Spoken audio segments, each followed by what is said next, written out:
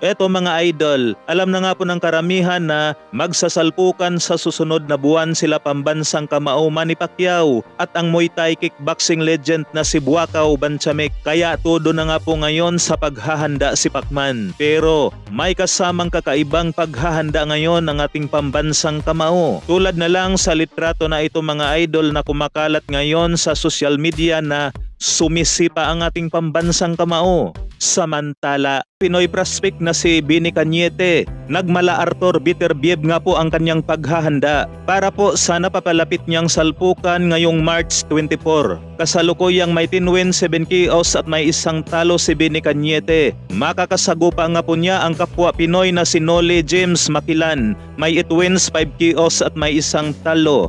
Gaganapin naman ang kanilang salpukan sa Okada, Manila. Kaya suportahan natin ang ating mga mandirigma.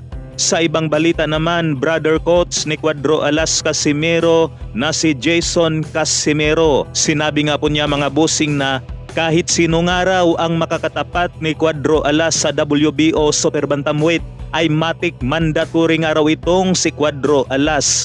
Si Tata naman, sasabihin ko sa inyo guys, kahit sino yung kalaban ni Tata, matik mandatory sa WBO.